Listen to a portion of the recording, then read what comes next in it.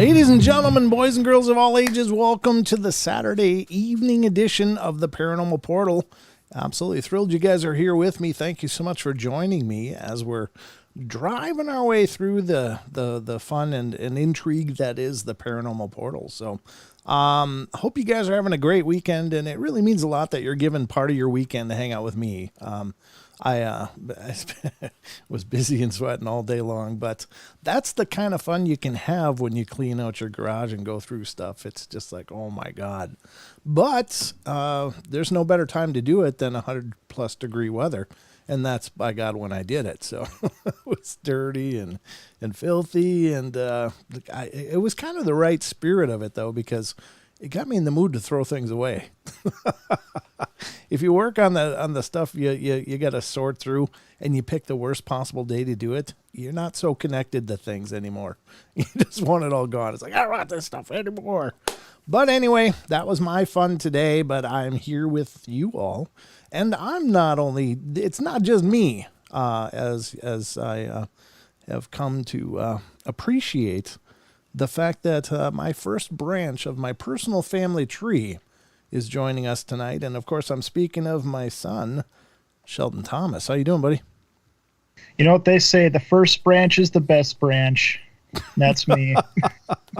The other branches might disagree with that, but I guess it's good to take pride in your branch. But you have to. Good to have you here, buddy. How you doing? I'm doing well, doing fantastic. Had a wonderful day today. How about yourself? Well, I already kind of covered that. I was all hot and dirty and sweaty, but I think we made some headway, so that's a good thing. Got to go through junk. Got too much junk. But that's right. I'm kind of a pack rat by nature, so it's really an emotional situation for me. But it's a good one. I got to lighten the load. So yeah, you're 2 steps away from a hoarder. Oh, glad you said "dur" at the end. Glad you put "dur" on the end of that. Oh, okay. See what I did there? Thank you very much. All right, so we got a bunch of paranormal fun waiting for you guys, as always. But before we go any further, just want to say a special thank you to this Paranormal Portal sponsor, which is Cryptid Coin, ladies and gentlemen. This is amazing cryptocurrency that is out there, and it's right up our alley. This is perfect for us weirdos, as it's Cryptid Coin. I mean, what a better name.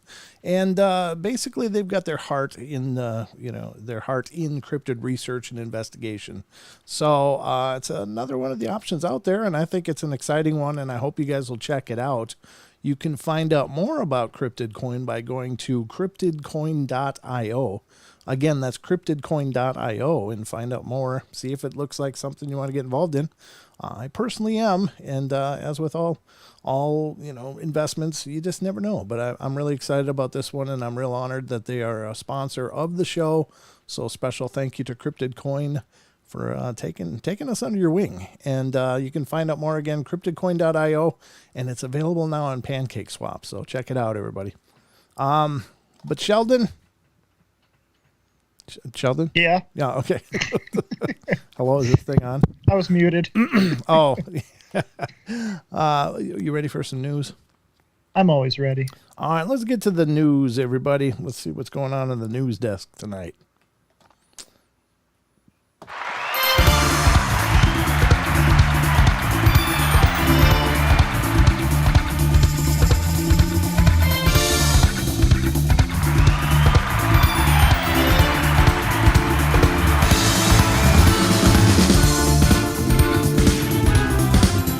All right, ladies and gentlemen, welcome to the Paranormal Portal News Desk as we drive our night into overdrive, and we hit the news, which is I really enjoy doing this segment because it's a lot of fun, and we get to talk about a lot of different topics, and even I, for every one of these episodes, I learn something new. Sometimes it's things I wish I didn't know, but thanks. Actually. Thanks, Jake. Jake says he loves the intro to the news. You got Wes Germer of Sasquatch Chronicles to thank for that, Jake. But, yeah, he put that together for me. So thank you, Wes, again. You're making me look good. But let's check out the news. The first article up for Bat tonight is coming from, where the hell, there it goes. I just had my computer had an aneurysm there. for a second, but I think I got it all back together.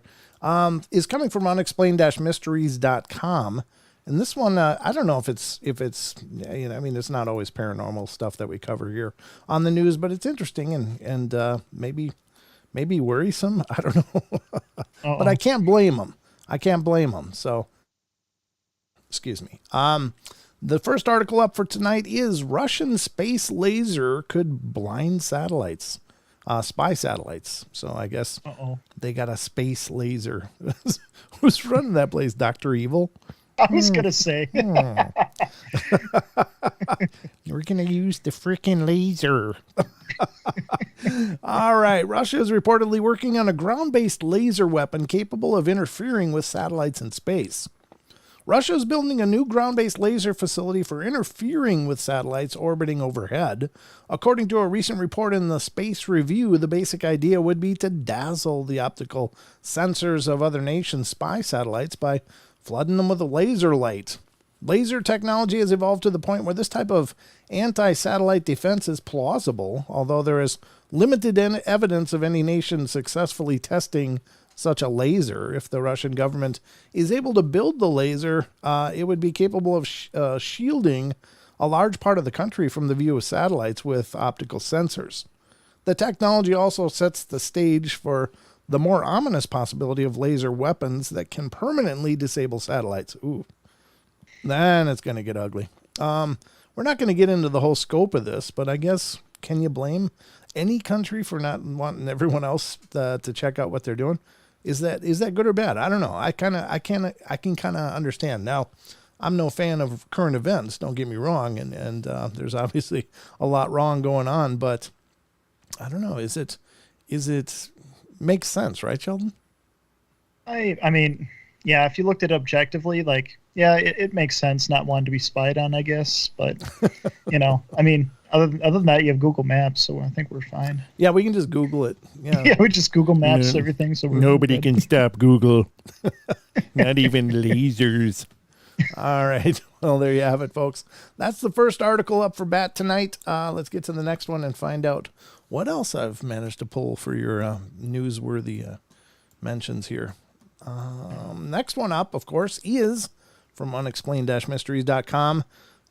This one's kind of interesting, and I like, let's just get into it. I don't know how, let me make sure this one isn't really, really long. Nope, it's not. Okay.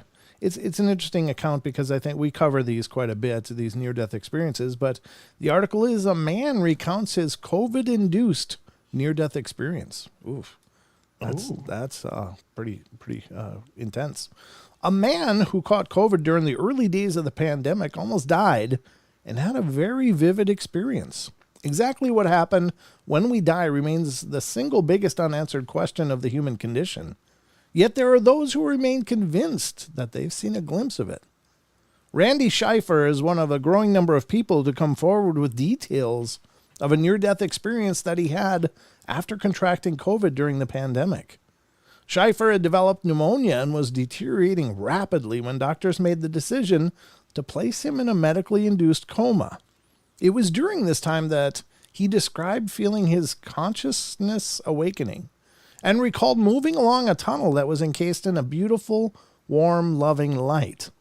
I remember suddenly I look over my shoulder and this big, beautiful white staircase rose up into the sky as far as I could see, he said. And I said, if I can get onto that staircase, maybe somebody will find me. Well, he climbed up the staircase until someone shouted, "There's Randy," and grabbed him. What are you going to Cheers? Norm.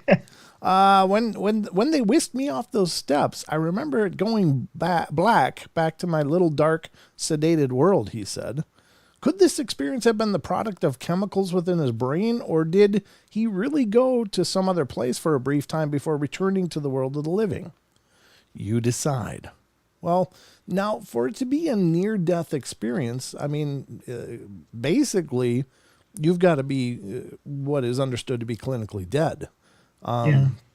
Generally speaking, I mean, visions are powerful, but I don't know, did his heart stop, or just being in an induced coma, does that qualify for potentially having this kind of experience. And I don't know. I've never been in a coma that I'm aware of. Yeah. But yeah, I don't. I think generally, well, I wonder about comas because what if it's like you're totally aware of what's going on around you and you're just kind of stuck. That would be the horrible part, I guess. But I don't know. I guess it could be. Maybe you can have these, near-death experiences any number of ways, obviously. But I thought you had to be kind of dead, at least for a period of time, to be, quote-unquote, near-death experience. But anyway, that's his. Then again, like, aren't there stories that you've read where people have been in a coma, like, they've been in a severe accident or whatever, but they were in a coma and they were hovering above them watching things happen? Well, I don't know that it was ever a coma, though, to be honest with you. And maybe I'm just not recalling some of the details from those stories, but I guess it's possible. But everyone that I've ever covered on the show, I believe they actually flatlined. Then they had to be resuscitated. And during that time was when these amazing visions happened and meeting and seeing things, and including their own body and what's going on around them, to, going to the tunnel of light, meeting people, talking, etc. And it's pretty. I guess I don't recall one of dealing with comas before, but maybe there are. I don't know. That's kind of an enigma too, I guess. Excuse me while I clear my throat. Ghost Magnet says, I haven't seen much about coma experiences like there are for NDEs. Right. Yeah, exactly. That's the part that's curious, but I guess they're quantifying that as a near-death experience, at least in this case. It doesn't sound like it to me, but maybe you can still have those kind of visions in the coma state. But let's get to the next one here, ladies and gentlemen, and find out what is going on in there. Here's actually, oddly enough, I pulled up another one about near-death experience studies. And this one's kind of interesting because it does sound like it's getting more and more support that people are actually experiencing something, or at least they're looking at it. And by they, I mean the science is at least investigating the phenomena a little bit. And this is from the metaphysics and psychology section of unexplained-mysteries.com, but it's near-death experiences explored in peer-reviewed study. It says new research about what happens when we die has yielded some interesting data about near-death experiences. The research, which involved an international and multidisciplinary team of scientists, aimed at to study near-death experiences or recalled experiences of death, which is RED. Yeah, we need another acronym. Thank you so much. Now we got to call it REDs. Thanks for that. It's like, God, if they don't throw new acronyms out there, it's just like, I guess they don't feel like they're accomplishing anything. Yeah. While also laying the groundwork for future research into the subject. The scientists found that some experiencers seemed to exhibit signs of lucidity, despite being outwardly unconscious, while studies of the brain indicated anomalous activity and electrical spikes indicative of a heightened state of consciousness in those in the midst of such experiences. Thus, studies of consciousness and lucidity during cardiac arrest, PVS, which is persistent vegetative state, and terminal lucidity during end-of-life experiences suggest that paradoxically, people deemed to have irreversibly lost consciousness may in fact maintain a component of consciousness, they wrote. They concluded that the research conducted thus far could neither prove nor disprove the phenomena. Few studies have explored what happens when we die in an objective and scientific way, but these findings offer intriguing insights into how consciousness exists in humans and may pave the way for future research, said study leader Sam Parnia. Intriguingly, the research also highlighted the possibility that a person who has died could potentially be revived hours or even days afterwards, so long as their cells have not deteriorated too much. Days? Wow. I heard about this one guy that went 3 days, but anyway. Wow. Yeah, I was talking about Jesus, Sheldon. Oh. Oh, gee. Oh, yeah. I see how obvious that was. Okay. All right.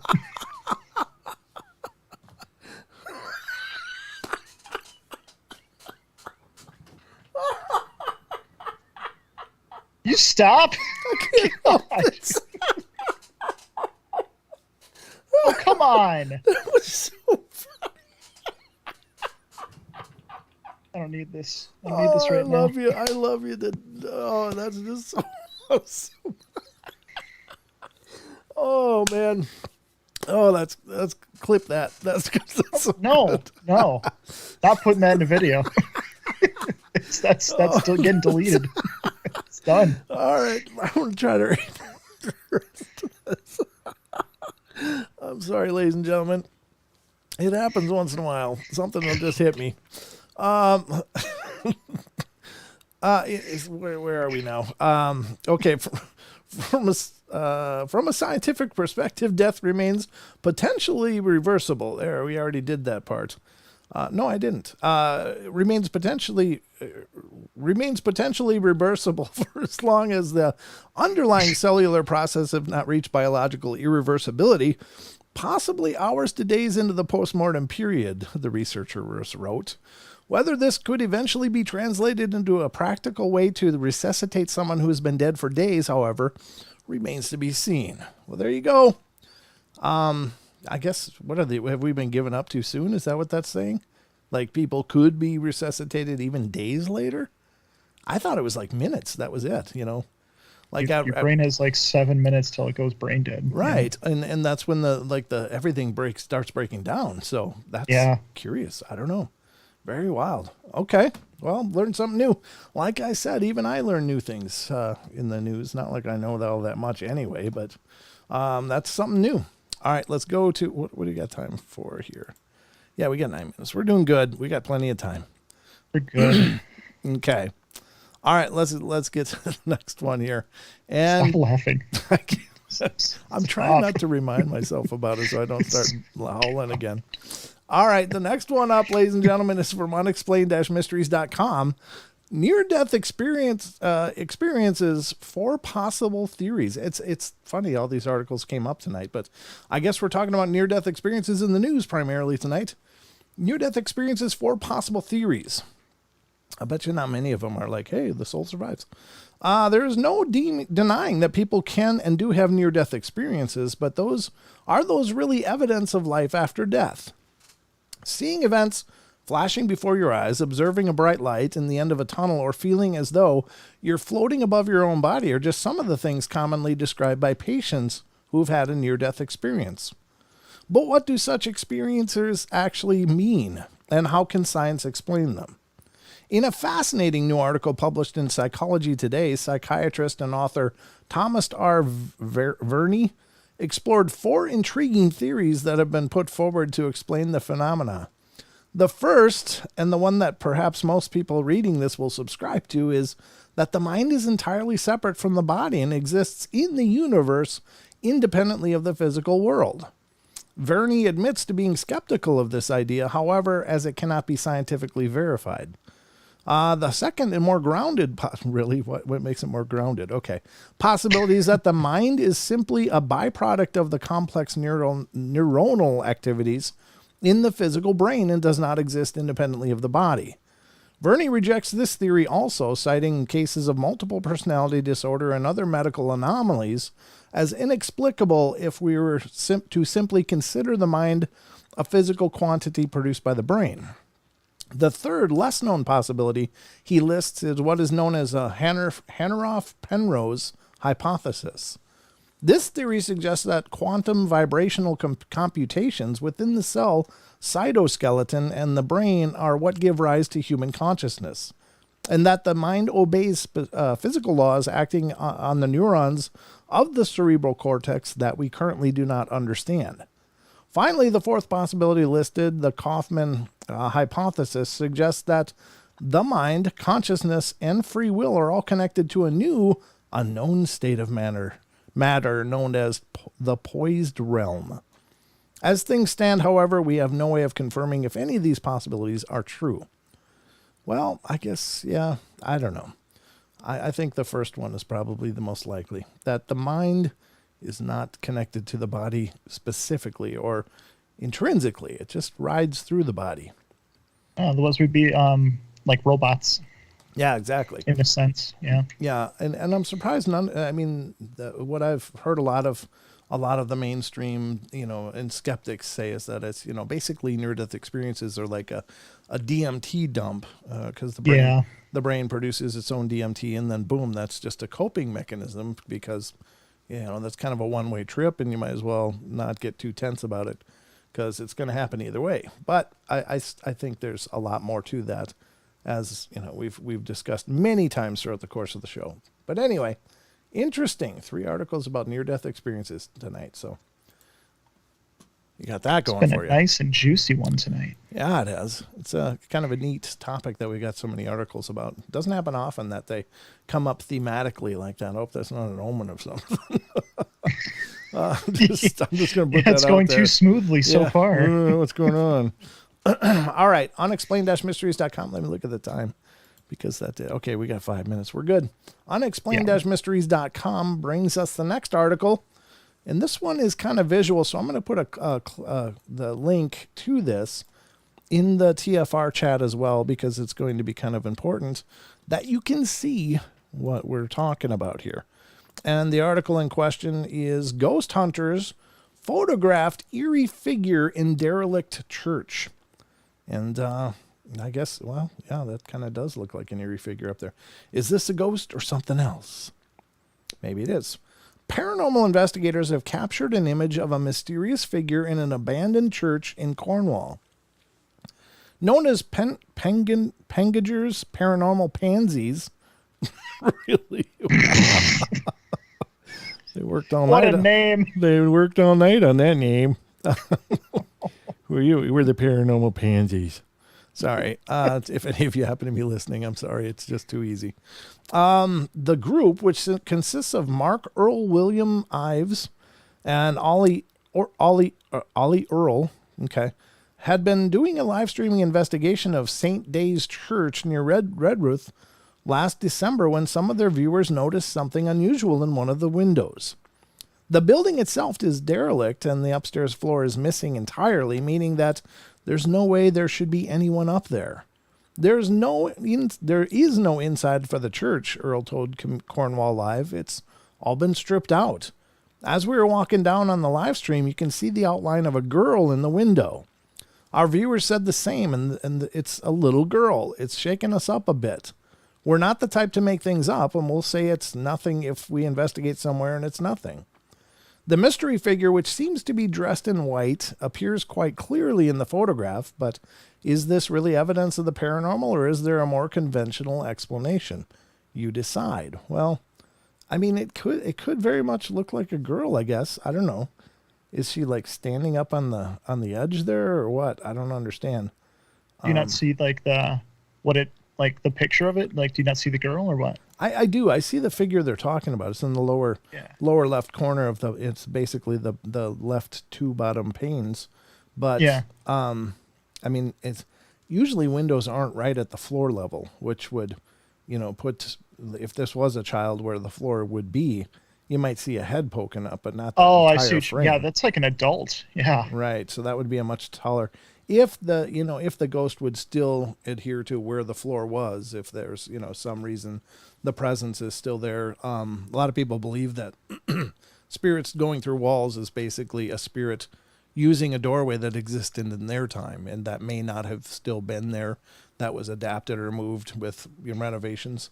And so if this spirit is appearing on the second floor, is it just flying, or is it just standing on the floor that used to be there? Would this window have gone all the way to the floor? I don't know. Seems unlikely, but maybe. But it's still a good capture. It's definitely an anomaly. So nice job to the paranormal pansies. Good job. Sorry. Aggravated even said that it hates British. Don't think pansy has the same meaning as American. And that's true. It could have a different meaning over there, but it's, we're Americans. It's funny. All I can say is America. Hello. No, I'm just kidding.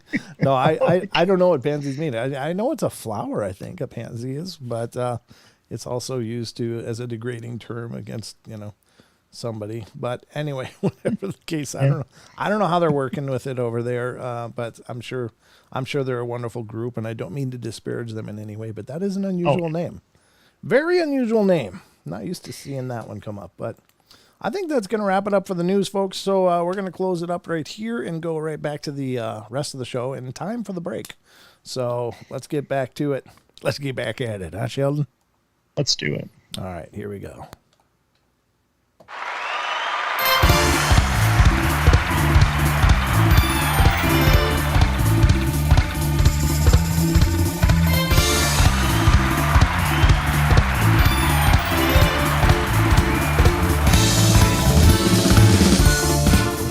All right, folks, that was the news. Sorry for the hard cut on that. It goes on for a while. It's a great intro, but I had to get done for the break. So we'll be right back in just a couple minutes. If you're new to the show, we got to take commercial breaks because we're on the network as well, simulcasting. So we'll be right back in just a couple minutes. Don't go away.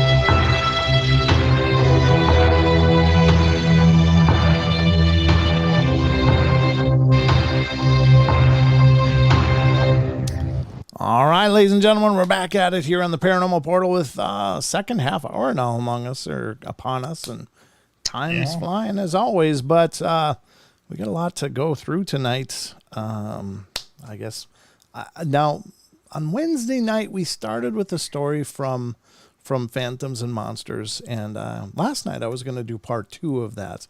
However, we had this really cool call from a couple of cool calls, of course. But one of which was from Tony Merkel of the Confessionals, called in and hung out with Don and I for quite a while last night. We had a good time talking to him and hearing about the projects he's working on with the Confessionals. So it was really cool. If you missed last night's show, definitely go check it out. But by the time we got through that call and one other one from Ron, we kind of ran out of time to get into the part 2. Now, I don't know that part 2 is long as part 1 was, but part 1 was really quite lengthy, but incredibly compelling story. And basically, the background on it was this family moved to on a property, and it was in a pretty rural, wooded area, and they started having things going on. Like they had this feeling that there was something there watching them, and they were getting these thoughts in their heads, and like some people would in the family would hear like a baby crying in the woods and want to go to it. And they were like, wait, there's no way. And they would hear people calling each other to like come outside. And it was really creepy. And then they started hearing things moving around the house. And finally, they got some visual confirmations on this thing. And essentially, it sounds like the White Walkers, the crawlers, not the Game of Thrones thing. I don't mean to use terms like that, but it's the rake, the ghouls, whatever. It sounds like something like that, but quite big. And when the father saw it, he saw it in the neighbors across the way and could see that with each step, it was like phasing. It wasn't just covering ground. It was like almost like shooting ahead, like it stepped through space and would be like boom and 40 feet away and boom 40 feet away, just at a walk. And it was moving that way in such a way.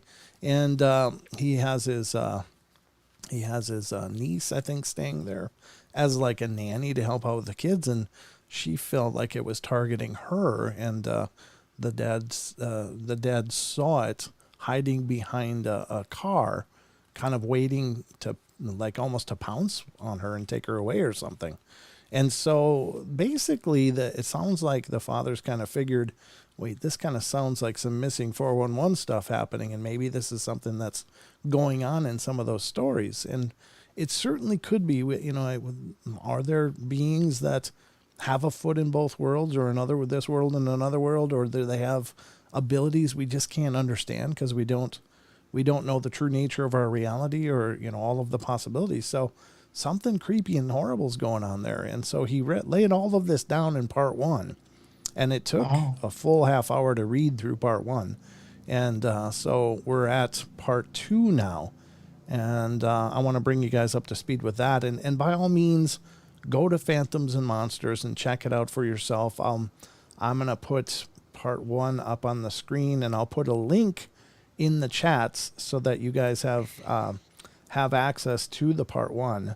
And here it is. And it's a really incredibly detailed narrative of what this person has experienced. And this is, of course, Phantoms and Monsters. Special thanks to Lon Strickler for letting us talk about these articles on the show. Lon is a friend and has been on the show a couple times. Go over there and check out all of the works that are on Phantoms and Monsters, because there's some really incredible stories on there. And they're all incredible because they're covering the stuff that I love. But they also do research and such.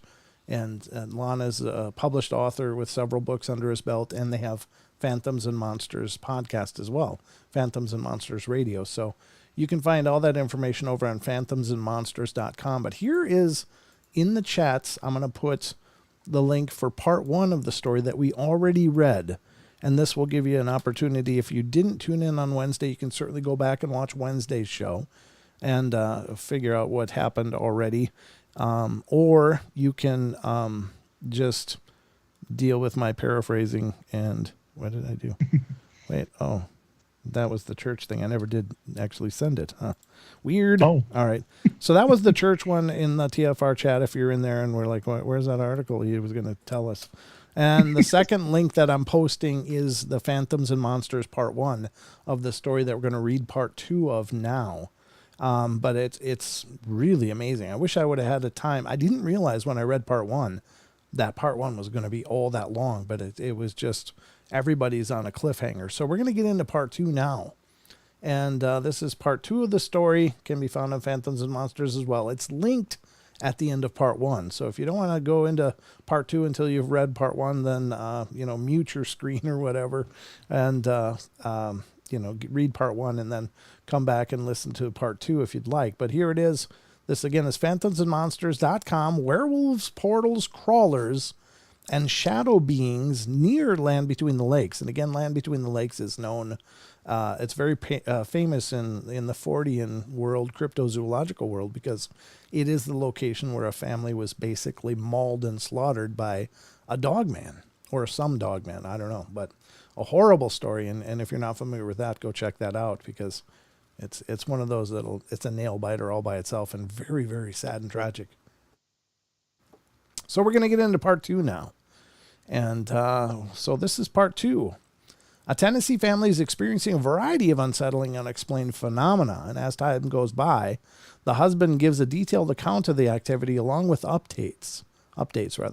This is a two-part account. The following account with updates was recently brought to my attention. And again, that's Lon Strickler's words, but here's Part 2. It says, as I was sitting there that night, I did catch some strange sounds on camera, as well as when I passed an area with my flashlight. There appeared to be something, but when I came back to it, there was nothing. Again, due to the lighting, it's very hard to make out, and I haven't felt comfortable going out since. My niece just came back from a week's vacation in Florida, so we plan to sit out there on a couple of nights to try to see if we can get anything. And this stuff has been happening for a while now, but it was random and far apart. Ever since this last incident, I've seen things that I can't explain, but they seem to be happening almost on a daily basis now. Last night when my niece arrived, we went out on the front porch to welcome her. I did notice something that looked like a face staring at me, but what was weird was that as I was staring at it, it moved back into the shadow without moving, if that makes any sense. We had an interview for a podcast and plan to do a few more. There's a story of a man in Georgia who I believe saw the exact same thing that I did that night. The one thing that I would like to add in this update is that I hadn't thought was connected happened about 2 to 3 weeks ago. My wife and I had been in an argument about something silly. She decided to walk back into our woods to clear her head. Oof, really? That's not a good idea. Go clear your head in the basement or something. I was on the back patio, and when I noticed her walking down our shooting range, and I asked her where she was going, and she said, cool off. Now, I know the chances of something happening to her was slim, but I found it odd that she would choose to go into the woods rather than simply walking down the road. I quickly got dressed and went down to try and bring her back. I went to the end of the range and called out her name, and after a few minutes of calling out, I heard nothing. Not a peep or a twig or anything. Now, the weird part is that it is impossible to move around these woods without making any sound, especially for her. I was worried that she was walking too far, but I had to get back to the house as our children were alone. It freaked me out because it was as if she had just vanished. I went back in the house and debated calling someone, but figured I would give her a little more time. I went to the back patio and waited, and after about an hour, I started to get really worried. I called out her name again and decided that I would call if she hadn't returned at the hour and a half mark. After another 20 minutes went by, she came walking back out of the woods, angry that she had worried me so much, yet also relieved. I asked her what she was thinking, and she said, "What?" She walked back up to the house. She came in and looked at me like I was crazy, and I said, Did you not hear me calling out to you? She said that she only heard me once, and she replied. Now this is where it gets crazy. She said, I've only been gone for 10 to 15 minutes. Why are you freaking out? When I told her that she had been gone for an hour and 20 minutes, she didn't believe me. But she also said that when she went down there, she didn't go very far, but when she turned around, she started walking and got worried that she was lost. She said she didn't recognize where she was, but something told her to keep walking. She said it felt strange and that the air felt different. When she came back out of the woods, she was relieved to see the house. Now, the part that upsets me the most about this was that where she said she was is impossible. I was literally standing 20 to 30 feet away from that spot. If she had been there, not only I would have seen her, but she could have talked to me in a normal voice. More concerning is that you can see the house from this spot, and how she felt lost is mind-boggling. I don't know what this was. I thought that, again, she was just losing her mind, but I feel that what happened to her was real.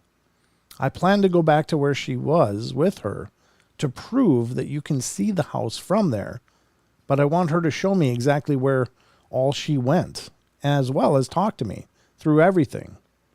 I know some people have to be thinking that we are crazy, but I promise you that I will do whatever it takes to get proof and to keep you all updated as we figure this out. I know this is turning into a book to read, but I want to be as detailed as possible. This is an update from June 24th, 22. Weird things keep happening. Today, my 3-year-old son is playing on the back patio a few feet away from us, and all of a sudden the dogs inside jump and start barking. One of our dogs, Duke, that's on the patio with him, comes bolting into the door. I jump up to see what's going on, and my son is pointing at the tree line saying, "Werewolf, Daddy, werewolf." Now, my son loves watching videos of werewolves for toddlers, and for some reason. Now, I would normally put this off as nothing, but if you saw the look on his face, you would know that he was serious. Plus, with the way my dogs reacted, he had to have seen something. I pulled out my phone and began recording, and he kept saying, "Daddy, look, werewolf in the bushes." And I tell him I can't see anything, but I can hear something really big in the leaves. Here's an update from July 9th, 22. I've just had a lot on my plate. My niece has quit. She said she can't handle all the stuff that has been happening to her. Everything was fine for a while, and we kept indoors for the most part. We went out on the porch one night with a flashlight and camera, hoping to catch something. We kept hearing things in the brush, which could be anything, but after a while of not seeing anything, we went back inside. I said my prayers and then slept like a baby. My niece, however, did not. She woke up late the next day and seemed a bit jumpy, and I asked her, "What's wrong?" And she said that she didn't sleep well as something was outside of her window. It took a bit of prodding to get her to talk about it. She said she could hear something big outside of her window, but every time she looked, she couldn't see anything. She said she heard weird noises that she couldn't describe. She came out in the living room to see if I was still up, but I was fast asleep. She decided to go back into her room and to go to sleep watching YouTube on her phone. She said she was almost asleep when she felt something standing right behind her. She turned around and there was nothing. She said she kept having the feeling but brushed it off as her imagination. And that was until about 3 a.m. when she woke up. She said that she had her phone in the window, windowsill, playing a video, and she had the same feeling as before, but this time it was very intense, like whatever it was, it wanted to devour her. She turned around quickly and saw what looked like a shadow disappear into the wall in a blink of an eye. She told me this kept happening until she passed out late in the morning. I told her that was weird, as we have never experienced anything like that in the house before. We have had weird things happen like things disappear for a while and then reappear days or months later in the exact same spot they were last were. And she said it felt like whatever this was, it made her feel like it wanted to hurt her. I told her to keep me updated and to let me know if anything else happens. A few days later, she asked if she can use the hot tub that's out back, and I explained that it's off as we can't afford to heat it. Then we get over to it. I open it to look inside. To my disbelief, not only is it on, but the water looks great minus a little cleanup that needed to be done. As I'm walking around, all of a sudden I hear this really loud thump behind me, like a log falling onto the ground or a really big boulder hitting the ground. Imagine an engine block falling about 20 feet onto soft soil. It made me jump. I turned around but couldn't see anything as the brush was just too thick. I keep helping her work on the spa, and then she says that she's going to go inside and get changed so she can get in. I look around and realize that it's getting dark outside, and I really don't want to be out there. I bend over to work on getting the filter cleaned out, and I hear what sounds like something big snapping branches and charging at me. It made me jump and then run back to the back door. I turned around to see what it was, and nothing. I walk back into the house and walk upstairs, and I tell her I heard something out there, and she looked at me for a minute and then said, "Well, I want to get in and relax." She says if I can leave the back patio door open so if she needs me, she can call. But according to her, she enjoyed the spa without incident. Every day I notice her getting more anxious and less willing to talk about it. She says every night something new happens to her, but when I ask her to elaborate, she refuses. A few nights later, I walk out on the porch and notice it's dead quiet again. And I ask her to come out onto the porch with me, but she said she's tired and wants to call her boyfriend and go to bed. My wife gets up early and takes care of the kids, and it's my job to handle night shifts, so she's in bed at this point. I decide that I don't have the guts to do this alone, so I put on a movie and relax in my recliner. I end up falling asleep and then wake up at 3 a.m. to a noise coming from my niece's room. It sounds like a deep voice, and I knock on the door. I call out several times but get nothing in response. I figure it must be your video and decide to let it be. Well, I head to bed. Just as I start to pass out, another loud bang happens, and I wake up and hear what sounds like something skittering on the wall outside of my bedroom. Understand that this is way up in the air and physically impossible. I look out the window, but don't see anything. After going out and checking on this bang multiple times over the last year and seeing nothing, I decide to forget it and just go back to sleep. The next day, my niece comes out and tells me that she had the shadow thing happen again, except this time she left her light on. She said she woke up to getting that feeling again. She said that when she opened her eyes, she could see an extremely tall, shadowy figure standing over the top of her. She said it was moving closer to her, and just as she started to see the details of its face, she turned around in panic. But nothing was there. She said the eyes haunted her, but she didn't want to elaborate any further. The next morning, for the first time ever, my niece is up bright and early. I notice she looks anxious, as she told me that she's headed home for the 4th of July weekend and will be back on Tuesday. I ask her if she's okay, and she says yeah, and quickly walks out the door. Later that day, I get a call from my sister telling me that she won't be coming back. I ask her if everything is all right, and she says yeah, that she just wants to enjoy the rest of her summer. A little while later, I get a call from my niece telling me that she doesn't want to work here anymore, as she can't handle the anxiety from whatever's out there.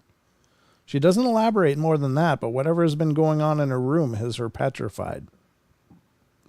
I checked on her room and noticed that she has been sleeping with one of the windows wide open. This window is perfectly accessible from the outside. I don't know what's been going on to her, but whatever it is, looks like it could have been coming in the room. Fast forward to the 4th of July. I do fireworks out front of our property, by the road facing the woods. Due to what's been happening at night, I decided to do them prior to it getting dark outside. I don't blame him. Yeah, let's do them at noon. Well, we do our fireworks, and just as it starts getting dark, I get everyone inside. And after a couple of hours, I remember that my hose is still on the ground laying out by the road. I head out to clean everything up and put the hose away. And while I'm doing this, I notice it's dead silent again, minus the distant sound of fireworks in the distance. The hairs on the back of my neck go up, and the feeling that I am being watched again. I hurry and coil the hose and ran back into the house. I swear, I'm starting to wonder if it's just my mind playing tricks on me at this point. And that's it. That's part 2. So we don't really have any more. I mean, mostly now before it sounded more creature, and now it almost sounds more spiritual. But therein lies the problem, right? It's kind of like a hybrid at times. Like it seems like at one moment it's more physical, and then another experience it's completely spiritual. It's really interesting. Yeah. And again, if you haven't heard part 1, this may or may not have been as interesting. So I would encourage you to go back and either watch Wednesday's show where I narrate part 1, or you can read it for yourself using the link that I just put out there. But it's a fascinating story. I don't know what he's dealing with.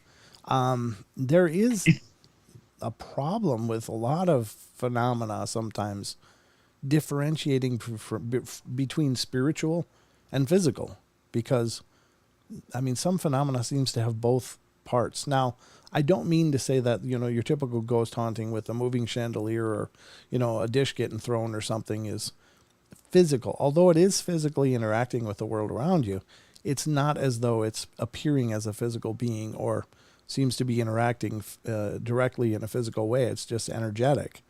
But this started out sounding like a creature and was visually observed, and then has kind of become something else.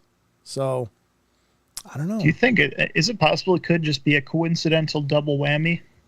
You got, on one hand, you're being terrorized by the dog man, and then on the other hand, you're being haunted. Like, you're just getting hit at the same time. Well, that's an interesting point, because I guess, of course, it's possible that, I think that paranormal phenomena is most concentrated near these natural energy centers. And it's just very possible that this home is maybe smack on a ley line convergence or something else, and probably has naturally created portals or things coming and going. And so it could be several different kinds of things, I suppose. Yeah, it's just. But then again, I mean, there's that idea that Dogman is more of a spiritual slash dimensional entity, as far as the theories say. So it could be like that they're really just linked, and that's what it is. Yeah, it could be. I mean, and I don't pretend to know. I would tell you that most Dogman encounters are seeing something very physical, and they're finding footprints, and they're finding these physical remnants of something being there, both observed and like footsteps in the ground, apparently eating. So much like the Sasquatch, there's those people that have this more esoteric view of them, but they do seem to eat and consume things. They do leave footprints. They do break trees, and so those are all very physical attributes. And they leave hair. Yeah. People have found hair samples that I believe at least some of them are legitimate. And so it is a physical being, but is it something more than that? Is it maybe extra dimensional? I don't know. When I first started doing the show, I would never have entertained that. I was like, no, that's ridiculous. But I can't argue with it all anymore. I've got to open my mind to it. What did Rachel say? Oh, Rachel brought up a good point, which another story actually kind of corroborates this. Rachel says, who can say what the trees, earth, everything there's in the woods would manifest as a creature? Something vaguely humanoid, predatory. So kind of like the idea that the Dogman is a representation of the forest energies, or it's like a guardian of the forest type of thing. Like in another story, kind of hinted at that too. So that could be another possibility. Right, and I think I heard it from Kerry Arnold. He was talking about Dogman, and apparently there's some First Nation attributes for it that it is the guardian of portals, and that's interesting, and I guess it makes sense. So I don't know how to steer anybody towards that information other than I just anecdotally heard it. But I find it interesting, and the reason being that dogmen are often sighted on burial mounds and stuff, Native First Nations burial mounds. And there's a lot of claims for dogmen and Bigfoot around cemeteries. So is there something going on there? I don't know. But we're going to go to the hour break, folks. So that was part 2. Hope you guys enjoyed it. And we will be back in just a couple minutes for the second hour of the Paranormal Portal. One more hour to go. Don't go away. We got a lot more yet.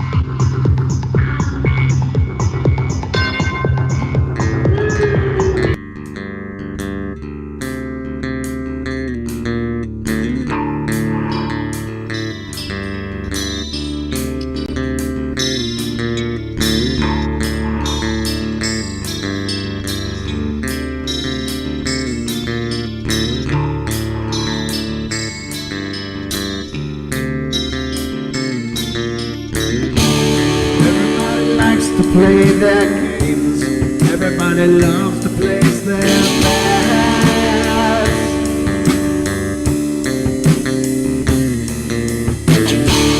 They don't understand the price I paid. They don't care to comprehend.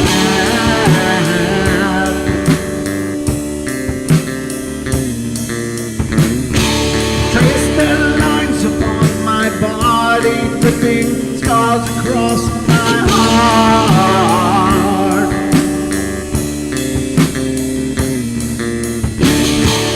Raging anger boils inside me as their lies keep falling apart.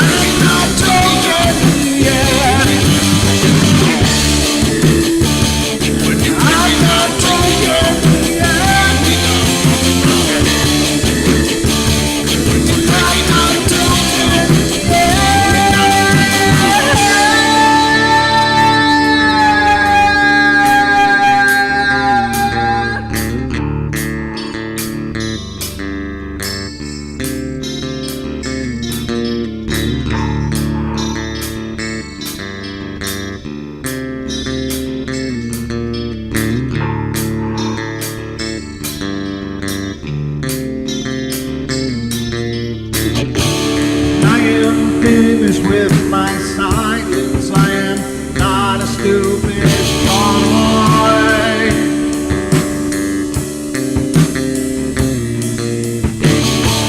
No more breaking me with kindness, just you dance upon my joy.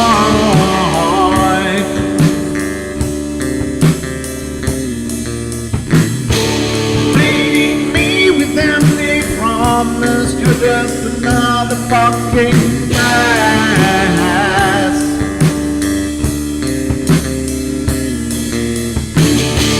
Taking off the slice of my sanity, just make sure that you're well fed.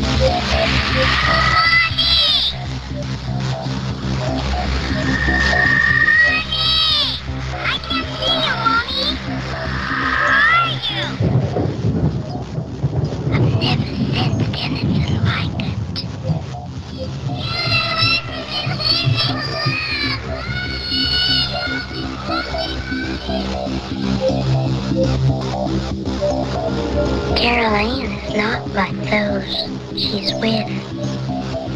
They're attracted to the one thing about her that is different from themselves. Her life force. It is very strong. It gives off its own illumination. It is a light that implies life and memory of love and home and earthly pleasures. Something they desperately desire, but can't have anymore. Right now, she's the closest thing to that. Poltergeist are usually associated with an individual. Hauntings seem to be connected with an area. A house, usually. Poltergeist disturbances are fairly short duration, perhaps a couple of months. Hauntings can go on for years.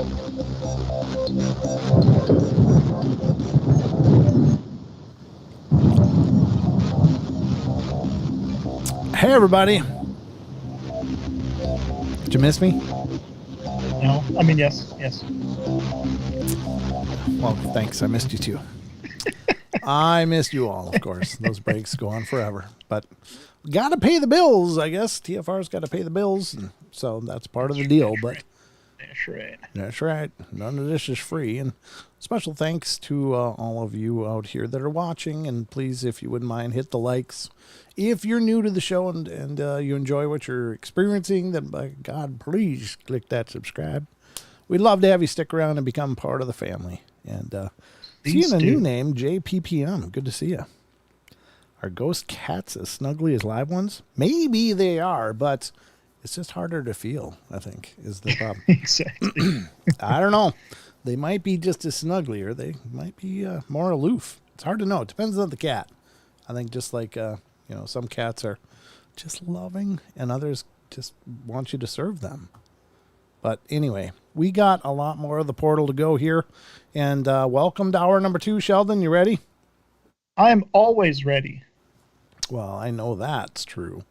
So I've got more stuff to share with you guys. Let me just close. I guess since we're on the Phantoms and Monster thing, we can continue that ride a little bit if you're okay with that. Absolutely. Let's see. This is part 1. This is part 2. Okay, got those. And this is the next one out. I got a whole tab farm cooking here.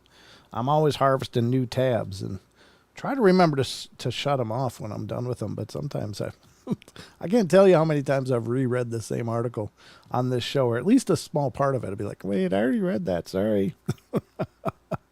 But it happens. Why don't we do some shout outs here first, Sheldon? Oh, that's a great idea. Yeah, absolutely. So if you want to shout out, say something in chat on YouTube, because that populates the list for us. If you don't want to shout out, just go ahead and do it. But I'll just say Bam and Gemini are over in TFR. So good to see you guys there. Thank you so much. And so, who's here on the YouTube chat? We got 12 Pearls, Aggravated Progressive, Android Purity, Cashew, Cashew, Gazoondite. Gazoondite. That's right. I keep forgetting. Yeah. Think of a sneeze. Digger Dog, Flyer Tuck, Ghost Magnet 81, Jessica Mink, JPPM, MCAT, Maggie 10, Paranormal Portal, you're here. Rachel gets it right. Ron the Sage, Ruger Ridge, I'm here. Susie to anyone, and the fourth color in someone. Demos Mars, welcome to the chat. Welcome to the portal. Yeah, good to see you guys. Thank you so much. Hello, Demos. That's good to meet you. And JPPM, good to meet you as well. These are new names, so good to see it. All right, so let's get to the next article.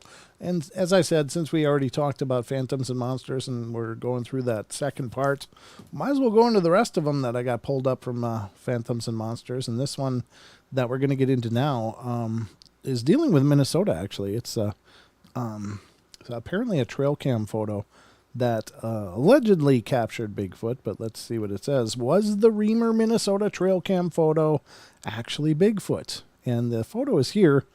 I've got to tell you that having seen this, I don't believe so personally, but I'm gonna put the link for it in the TFR chat as well, so they can see it and judge for themselves. But that is there.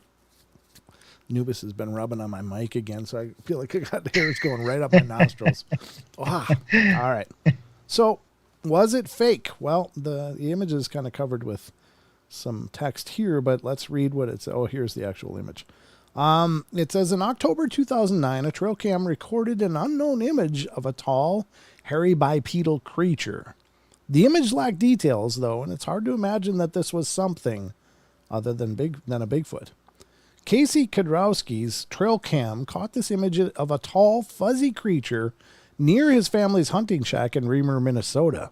Casey Kudrowski has seen wolves and bobcats on the game trail camera, and he and his brother, Peter, set up every year outside their family's hunting shack in northern Minnesota. But while reviewing the recordings ahead of deer hunting season this year, both thought the other was playing tricks when they saw a big, fuzzy creature on two legs walk across the screen. Could it be a Bigfoot? Well, there's the image. All right, let's continue. Not sure if that's supposed to be eyes looking at the camera as it's going or not. But anyway, the dark image couldn't be a bear if this was a person. He'd have to be 7 feet tall, according to measurements done by comparing the image to a nearby tree.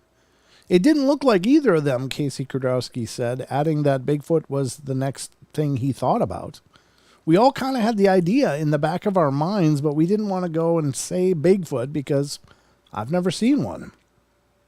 Nevertheless, Casey's father, Tim, contacted Tom Sherman and Bob Olson, members of the Northern Minnesota Bigfoot research team. Sherman said he thinks the Kudrowski captured a Bigfoot on camera outside the hunting shack north of Reamer. Casey Kudrowski, 20, said that he and his family doubt if Bigfoot even exists, but Kudrowski admits he's a little less skeptical than he used to be, and here's why. The creature looked fuzzy like a bear.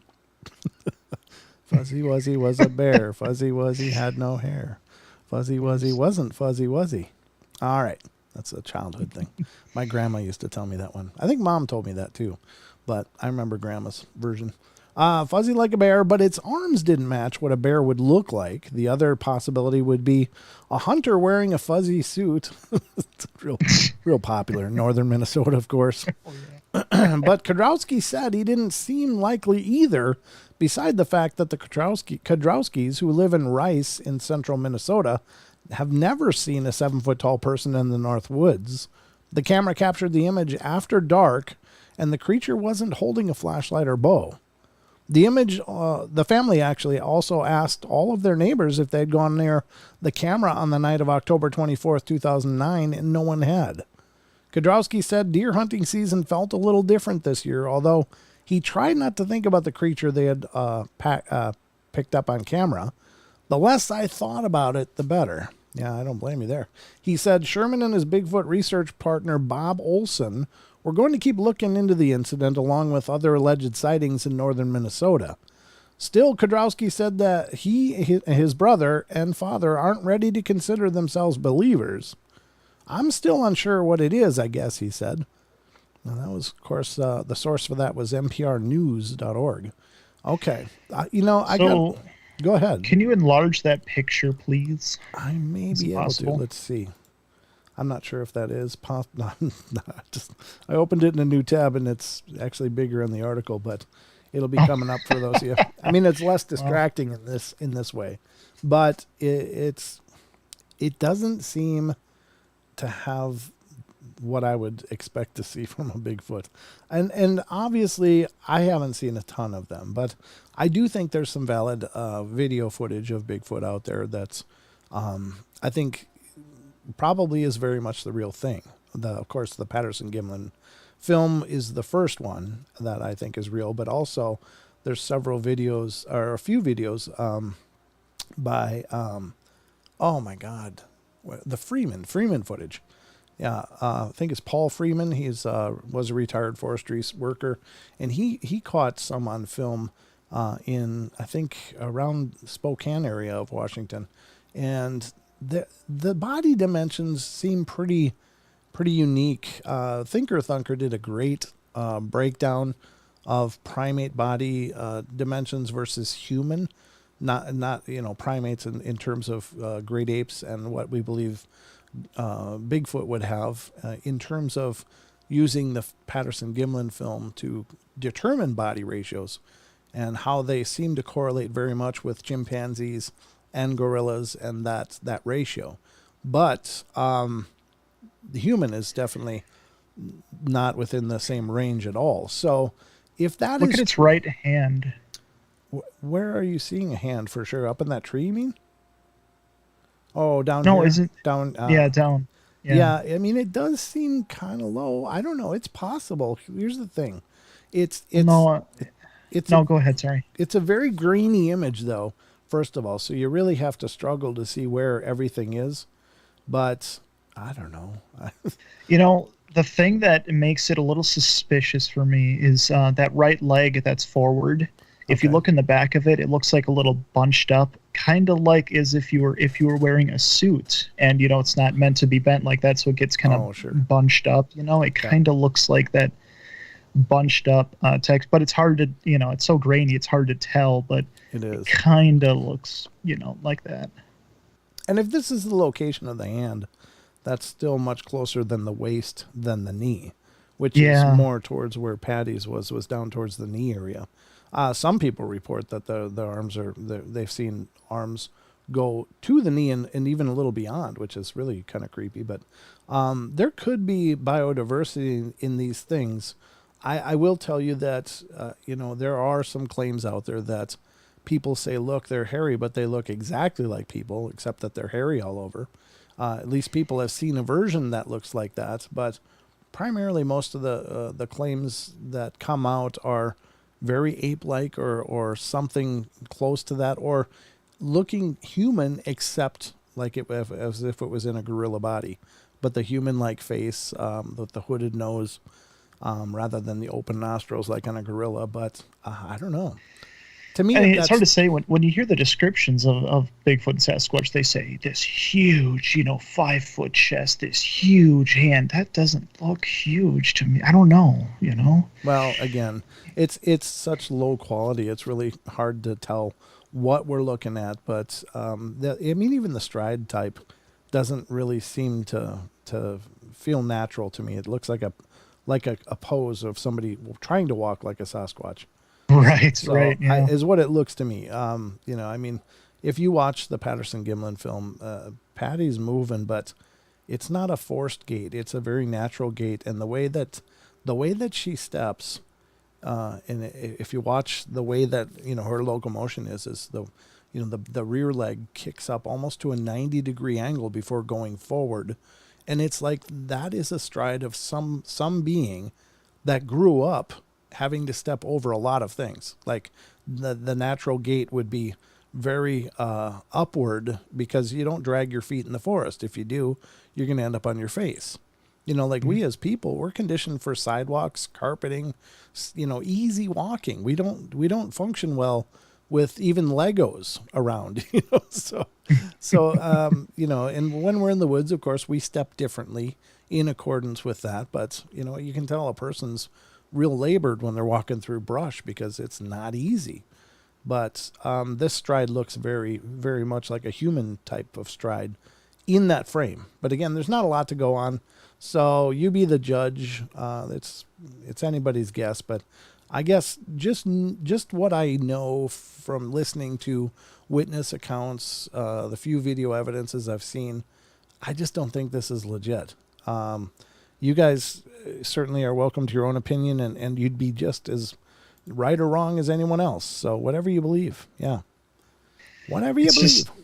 It's kind of like people have said too in the chat that it's the fact that this photo exists on a trail cam is already kind of suspicious, because they're supposedly they avoid them like the plague. Yeah. Yeah. So yeah, there's a lot going on here. It is hard to say overall, though. Why is West jelly? What am I hearing? I thought your Tony Merkel segment yesterday was terrible. Nothing will bring the show to a full stop more than Merkel. The rest of the show was fine. I wrote a angry email that no one responded to. Yeah, I know you couldn't shut the guy up, Wes. I'm just telling you. Acted like he owned the place. I'm telling you. No, it was a lot of fun when Tony called in. I thought it would have been, Wes, it would have been hilarious if you had called in as well and had both of you on. That would have been a good time. But Ooh, missed opportunity. yeah, well, I mean, we had no idea Tony was going to call in, so that was a nice surprise. But yeah, it was a great talk. He's a busy guy. Tony's a busy guy, but so's Wes. You guys are always busy. But that's the Bigfoot. Be the judge. I don't know what to think here.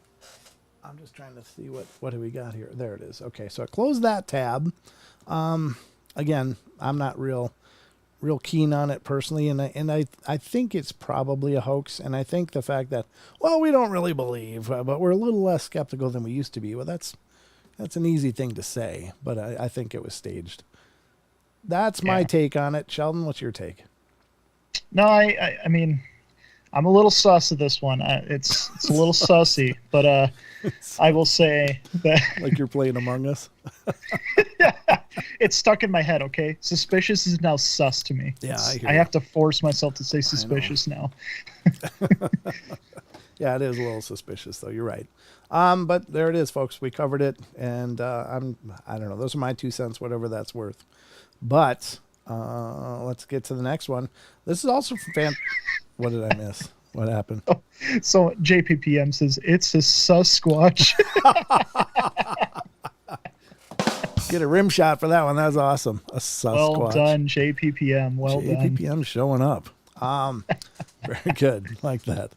This next one is from Phantoms and Monsters as well. And this is Girl Scout attacked by unknown creature in southeast Ohio. How long is this? This isn't too long. No, this is all right. It's pretty nice and short. Should bring us about to the break. But, it's scary. I can't imagine, what the hell this kid experienced. But let's find out. A Girl Scout was apparently being watched by an unknown creature while away from camp. Later, while sleeping in her tent, she was dragged out feet first. Oh, God. The shredded sleeping bag was found later. Jamie, no last name provided, then a young girl and Girl Scout, was hiking with other girls 2 miles to a campsite into the woods during the summer of 1978 in southeast Ohio. The team leader, Patty, oddly enough, made them carry all of their own gear and supplies, so it was a long, tiring trek for many of them. Jamie was eager to get ahead of them and took off moving fast up a large hill while many of the other girls stopped to rest. Jamie grabbed a copperhead snake and played with it. What? And played with it, which angered Patty. Yeah, that's just not what you want from your Girl Scouts, I don't think. At the camp, she was punished, and so she had to dig trenches. While doing this, Jamie sneaked off and went swimming in the falls. She had rocks thrown at her. Spooked, she returned to the camp. Later that night, while sleeping in her tent, she was pulled out of her tent feet first. The only part of her body not pulled out was her head, which got caught on the tent wall. It was raining. Patty checked the area but found nothing in the night. She made Jamie sleep with the other girls, and the next day, Patty found the sleeping bag, which was torn to shreds. Patty told them to gather her things, and they left the area. The camp closed soon after. Nearly 40 years later, Jamie discovered that when Patty had gone into the woods to check that morning, she found huge footprints in the mud. She followed them for 3 miles where she found the torn-up sleeping bag. She knew something was lurking around the camp, and she decided that they needed to leave. Jamie believes the creature had been watching her and tried to drag her out by the sleeping bag, but because of the rain in the tent, she slipped free. Yikes. Yeah, that would have been all over there. Now, if it's a torn up sleeping bag, what kind of print? There's so much we don't know. Was it a large canine print? Was it a large humanoid type of print? Not to suggest it's human, but between a Dogman and a Bigfoot, they do have very distinct prints. It's not real easy to confuse the two. So I don't know what they saw, but the fact that it was torn up, I don't know. Was it like sliced up as if something sharp, or was it just forcefully ripped apart? I don't know. Yeah, these are the important information bits that I wish they would put in the stories. Now, I will say that this was transcribed from Dixie Cryptid Podcast from a video titled Marines open fire on a jungle demon. So it sounds like a segment of that, and I don't know to what avail this is all. It's really out of context, as it turns out, but it sounds like a horrible thing. And I guess if this is indeed a true story, and I have no concept of either way, it could be factual, it could be a fabrication, but if it's real and a kid was dragged out by the feet from their tent, then yeah, you probably don't want Girl Scouts camping there. So good call on the shutting it down thing, I think. That is horribly creepy, but it would be nice to know a lot of other information. I mean, the stories like this, you have to have a lot more context to really understand what you're dealing with, because a shredded sleeping bag could sound like a bear, could sound like a mountain lion. There's an old story. That's what popped in my head, yeah. Yeah, especially the dragging it out of the tent and then finding it 3 miles away but shredded.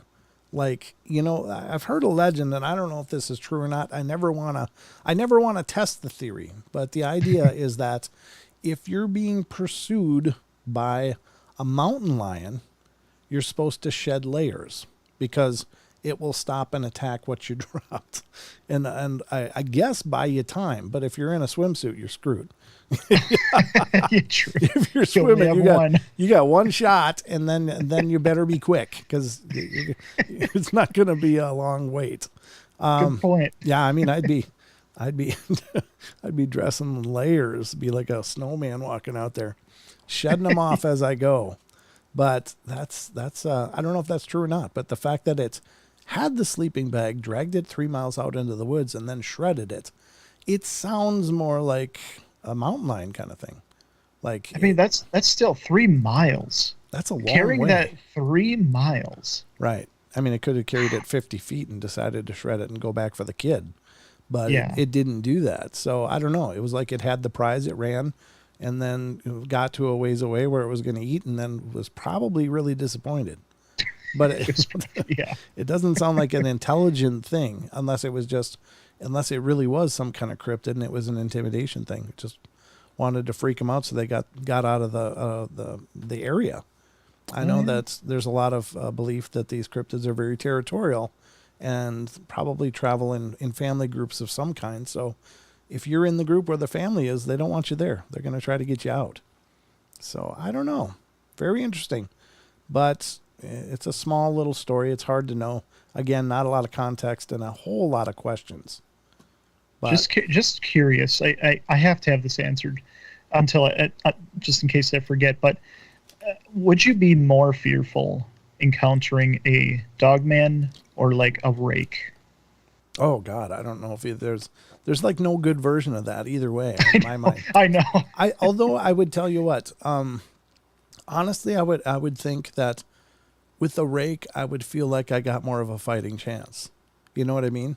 Because they're not known to have claws or large, sharp teeth. They're just apparently very strong, but I don't know. I mean, there's so little known about them, but just from what I know, which is very little, I would believe that I had a better shot against a rake than I would against a dogman, because, I mean, even a dog that's maybe 40 pounds can literally tear a person apart. I mean, literally, they can wreck your day in a hurry. And, they don't necessarily register pain. So if it's a dog man, which is much, much bigger, much more ferocious, much quicker, I mean, it would slice you to ribbons in a heartbeat. So, even think about a wolf. Yeah. Well, just a wolf can get the job done, Well, I mean, literally, like people have been mauled by pit bulls, and pit bulls, and I love pit bulls. Don't get me wrong. I'm not one of those people that jump on that bandwagon, but as far as physical stature, pit bulls are not a big dog. They're like, 40, 50, 60 pounds generally, but they have shredded people, and that's in comparison, me as a much larger man, you would think, well, I'm way bigger than that. I could, beat it. But no, animals are in a whole different league. And then cryptids are again, several orders of magnitude more. So I don't know. They could even be paranormal as well. As far as like dogmen and rakes, we don't know if they're fully physical because of some of these reports. Yeah, there is that. I mean, it's hard to know what you're dealing with, but it seems that they choose to be physical when they attack. You know. Oh But, yeah, true. Android Purity says, in terms of appearance, Rake equals Ghoul equals Wendigo. I don't know. I don't agree with the Wendigo part, but definitely Rake, Ghoul, and some other crawlers, people have called them. Wendigo is a whole another can of possibility. I will say that, there's Wendigo can be a haunting, like a possessing spirit. That can be a creature. That can be something that looks like a Bigfoot. There's a lot of different definitions of Wendigo, but I don't pretend to know. But anyway, let's go to the last break, I guess, already. Wow. How'd we get here, Sheldon? Time flies. Time flies. We'll be right back, though, folks. One more quick break, and we'll be right back at it and for the last half hour of the show. Don't go away.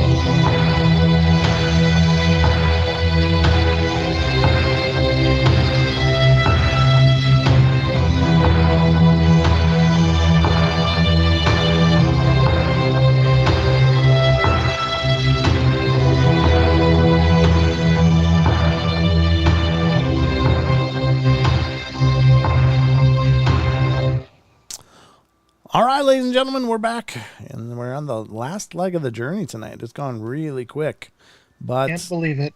I hope you guys have enjoyed the journey. I know that I have, of course. I enjoy every time I get into the portal and start talking weird and wacky stuff like this. And I don't mean to dismiss any of it. I believe wholeheartedly that there's a lot of things going on, and we don't know the half of it. Yeah, I saw on the break, Wes is talking about the little dogs. Yeah, those things, they think that they're titans. I mean, they think they're enormous. They got all this spunk. Oh, God. That's hilarious. All right, so got a couple of other articles. These are a couple of reports pulled up from Alberta Sasquatch. And I got to admit, I haven't looked at this site a whole bunch, but... Bunch. Bench. I ain't looked at this side a whole bunch, but I'm looking at it now. 12 pearls. I just shared my story. My first big encounter. Oh yeah. Yep, you did. That's true. But let's check out some of their claims up there and see what's going on up in the White North. Where is Alberta? I don't know. See, that's the problem. I know Canada's there, but I don't know which. I know BC's above me. That's about all I know. British Columbia. But everything else, I think I know where Quebec and Toronto are. Over by, well, Toronto anyway. That's right near Michigan. In the north there. But everything in between I don't know. So no offense to my Canadian listeners, or if you're from Canada, I have nothing but love and respect for all of you, wherever you're from. But wherever Alberta is, it sounds like this is where these are coming from. So this is this is coming from SasquatchAlberta.com. And it's a site that apparently has a whole bunch of reports, much like the BFRO site and such. But let's check it out. It says Bigfoot in the Canadian Rockies. Put it up on screen. Alberta, Sasquatch. Okay. Oh, Ray just said BC is next to Alberta. Oh, perfect. Okay. Gotcha. Thank you very much. Yep, I'm getting more worldly every episode because of you guys. You guys make me look much better. Okay, so this is an ASO, I guess, Alberta Sasquatch. What's the old part? I don't know. Report number 50, witness comes face to face with the Sasquatch. And it's a visual sighting, footprints found, reported by Confidential. They don't want their name attached to it. It's in the vicinity of Jackfish Lake, Parkland County. Big thanks to you, Brent. Oh, no thanks to me. I just got a show. You came on and shared your story. That was wonderful. Yeah. I give a lot of credit to people that are willing to come out and talk about the things that they've experienced, because it can be cathartic in and of itself, but it also, I think, it actualizes other people to want to talk about their stuff, because unfortunately with all of this stuff, many times people suffer in silence because it doesn't make sense and they don't know who to talk to. So the fact that anyone comes on my show and shares their stories, to me, is just it's a really an amazing feeling. So you guys are the ones that make it great. I just turned the lights on. So apparently it's from 2019, this encounter at about 2 a.m. So comments, the witness in this case had taken a long nap after work and was awake late into the evening the night following the super blood wolf moon in January, and went out to pace the driveway with his new property near Jackfish Lake while smoking a cigarette. While he was walking around under the moonlit night, he came within 20 feet of a Sasquatch, partially squatting at the edge of his property along the wood line. It motioned its head slightly toward the witness and let out a low, guttural growl. When it realized that it had been spotted, that was why it growled, I guess. Sorry, I read that poorly. But at this point, the witness stood there in shock, and after a minute or so, slowly backed off, not breaking his gaze with the figure, and retreated back inside his residence. The following day, he noted footprints crossing the range road leading to his property, where the creature had crossed the fence and paced the edge of his property. On subsequent evenings, the witness noticed other peculiar activity, such as the sound of objects being pelted against his metal shed. Yeah, apparently they don't like you much there. Maybe, in a situation like this, you got to wonder, who owned the property before? And were they the type that put out little cookies and stuff, you know? Oh yeah, he's pissed because there's nothing to eat. So this is a being that's decided that this house has become part of its nightly thing. Now it could be that I think that's these beings, these creatures, beings, whatever you want to call them, are very opportunistic, and they're just as prone to dig through your garbage as they are to eat your produce from your garden or whatever. So I think that they can be habituated, absolutely by accident. There's so many reports that we've covered where, like in one case for instance, the person had horses and they had this molasses oat feed, in this special bin out by the horse shed, and they said that they noticed it was going down real quick, and so they figured something was getting into it, like maybe raccoons or whatever were getting in there and just filling their bellies. And so they took the oat feed and put it in another bin inside of the shed where it wasn't accessible. And suddenly all hell broke loose. And I guess these things threw a tantrum for quite a while. And I can't remember what happened, but I think it was like the fence got smashed and things got thrown around, and it was like they were just really pissed. And, the person inadvertently habituated them just by having that out there, and they just got used to it. So when he moved it, he broke that pattern. Now, in this case, this thing's right up to his property, right there, squatting down. And it's like, where's the sandwich? Let's go. Oh, that's a good point. And so I think that, if people are careless with how they put out their garbage, it could be inadvertently habituating these things, just putting your house on their map, because they have to forage, they have to find their food. They can't just hit a drive-through or something. They gotta find their food, and if you're providing it, then once you change that, you may be dealing with a terrible situation. Those situations can get extraordinarily ugly. I've heard that can happen with moose too. That's why you shouldn't feed wild moose. Just kind of let them go by your property. Don't feed them, because they can get into a habit of it, and like you said, just destroy and get basically really? pissed. Yeah. Oh, I'd never heard that about moose, but that's interesting. I guess anything, I don't know if it's true, but that's what I heard. Yeah, I don't know. I know moose are dangerous on the better days anyway, but yeah, I don't think you want anything big and angry and wild.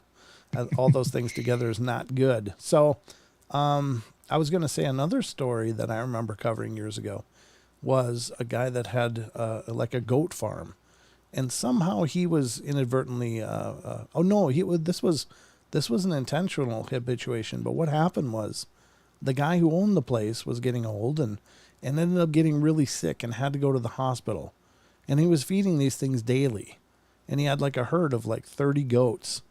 And he went into the hospital, and nobody knew to put out food, or there was nobody available to do it.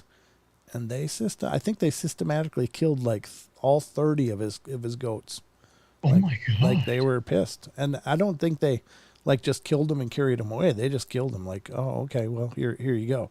So I don't think it's a good idea to ever habituate with food. And when we had Bear on the show, he brought up a good point, Jim King, known as Bear, from the Bigfoot Outlaws.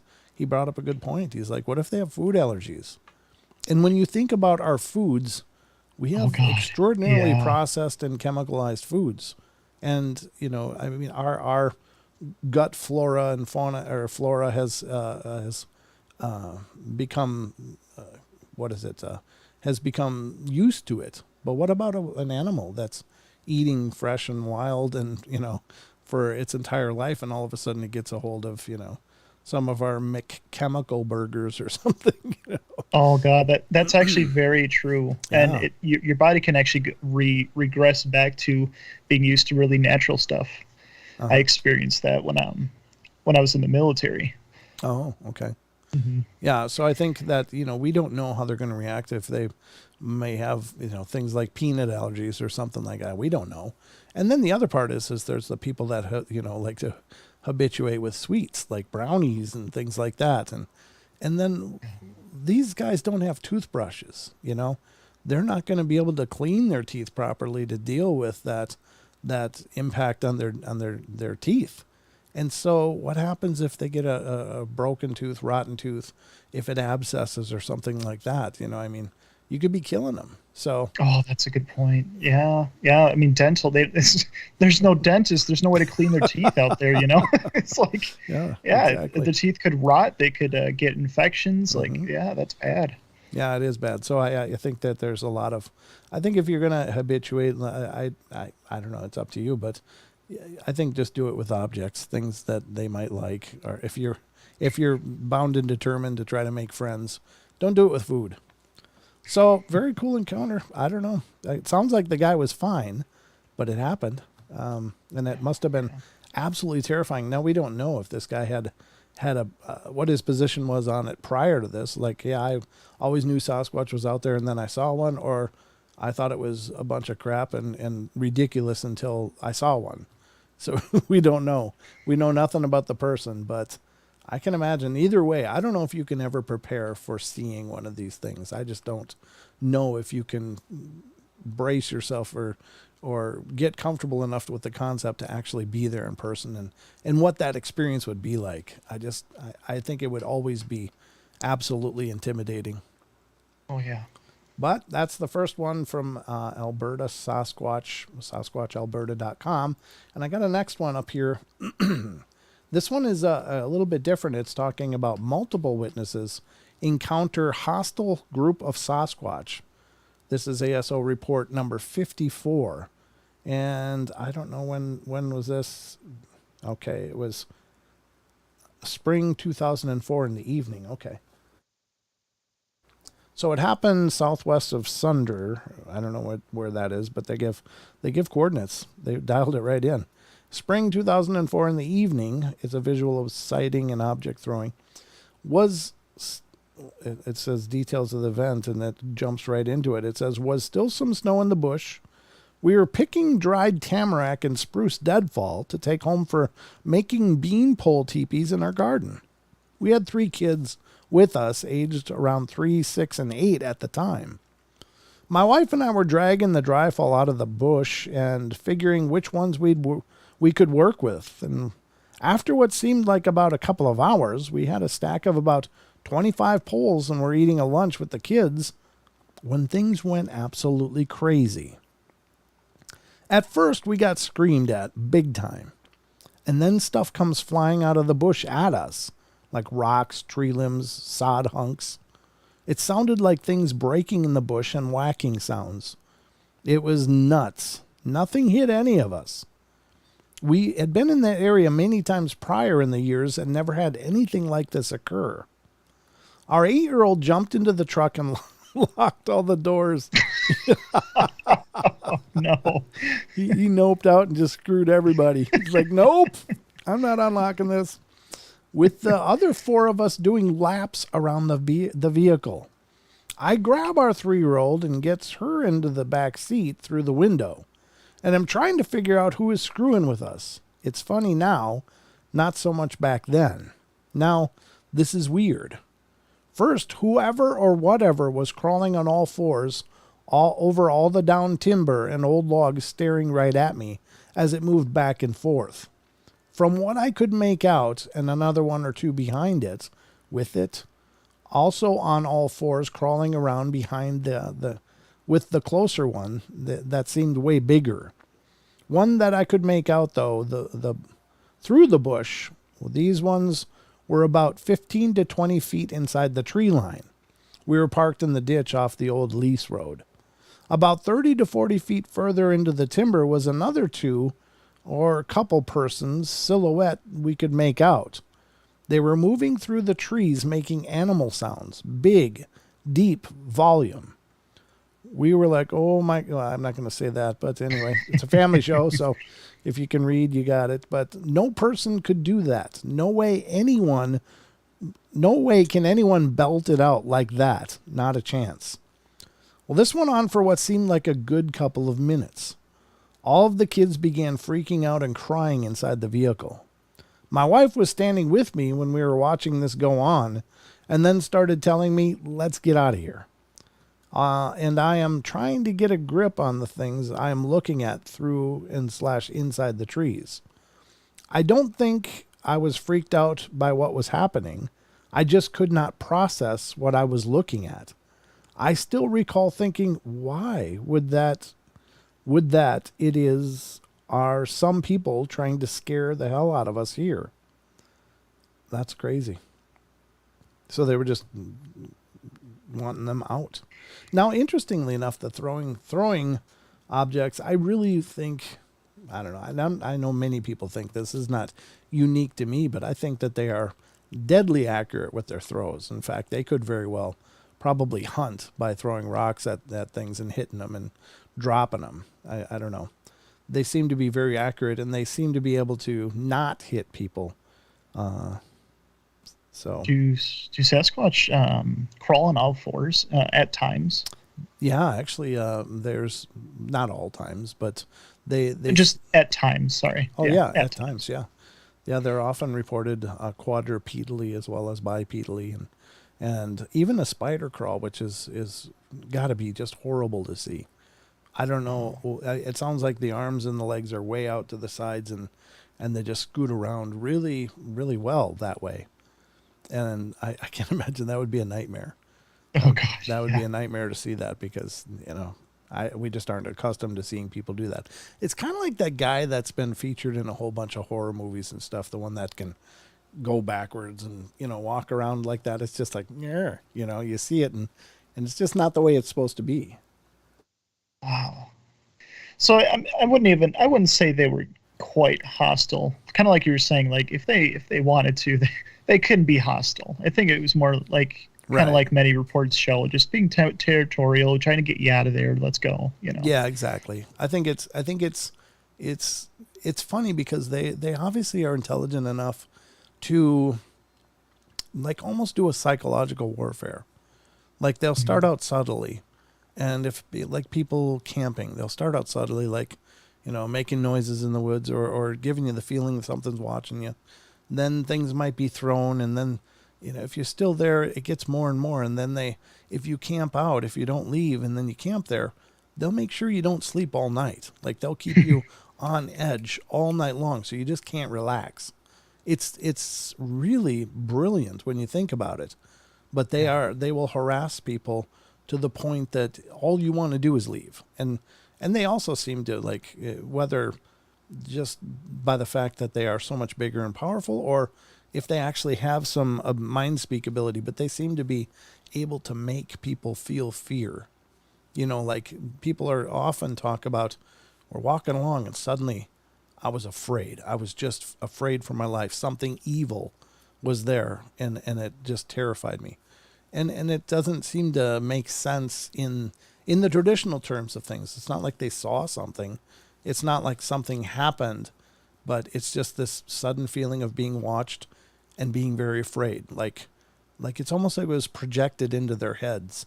And I think that that's an interesting possibility along with mind speak itself, which I think is pretty curious as well. And again, it's anybody's guess, but there's a lot of accounts like that. So they do seem to have some awareness of how to trigger fear, whether maybe it's pheromones, maybe it's something else, but man, they can make people absolutely terrified. That's actually a good point. I was thinking of like the infrasound thing, like maybe it's a certain pitch where it's not really audible, but it projects type of thing. But that's a good point too, that maybe it's a certain smell or odor that they release when they're stressed, type of thing, where it just makes everything afraid. Well, they and anybody that knows about Bigfoot, of course, knows about the smells, and they are known to have some of the most vile, putrid smells that people are that have smelled it, like are literally heaving, like it makes you want to vomit. And so I guess they got a lot of different traits that it seems that they can trigger at will, but some really creepy stuff all the same. So that's the next report. And it's an interesting one. Again, I think you're right, Sheldon. I mean, I think they were probably not really in any danger, because clearly if these creatures, these beings wanted to hurt this family wouldn't have left. They would have been found later. that kind They of would have thing. stayed there permanently. Yeah, exactly. So, Stark. but it didn't want. They obviously didn't want to cause harm. They just wanted them gone, and who knows why. But Well, I think that's another brilliant part about them is that I think they know that if they were to just, I don't know, let's say go to war with humans and start killing off humans that enter their territory and stuff, it's going to draw attention to those areas, which means it's going to bring more of us to them. So I think, if anything, I think it's a testament to their intelligence. yeah, I mean, it seems to be a very measured response, right? It's not just, hey, you're in my place, I get to kill you now or tear you apart or something. It's a measured response. They just want people to leave. Yeah. And they're very adept and good at making people leave. I don't know.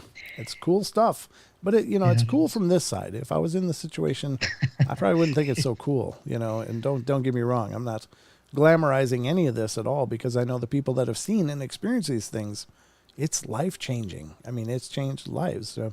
Of course, a good friend of the show, Kerry Arnold of Bigfoot Odyssey, it changed his world. He was an outdoorsman. That was what he did. It was how, his passion was to go out and do the hunting. He was turkey hunting when he had a face-to-face encounter, and the thing was not happy to see him. And it was it's an incredible encounter. If you haven't heard it, you can certainly tune into our podcast where I interviewed Kerry, or check out Bigfoot Odyssey. I know he's talked about it over there several times, but a really intense experience, no doubt. So, but it was life altering. So anyway, we got 4 minutes left. I guess we got time for this one. I think, this could probably cover this in about a minute, but it's a shorter one from Sasquatch Chronicles, which is, of course, the home to Mr. Wes Germer. His fantastic show, Sasquatch Chronicles. It's also a fantastic website. Go over to SasquatchChronicles.com, and you'll know what I'm talking about. I'll even link it in the chat for you guys. Oh, very nice, Sheldon. Thank you. I like when you do some work over there. Thank you. All right, so the article that I'm talking about was from July 23rd, and this is called Strange Sounds While Hunting.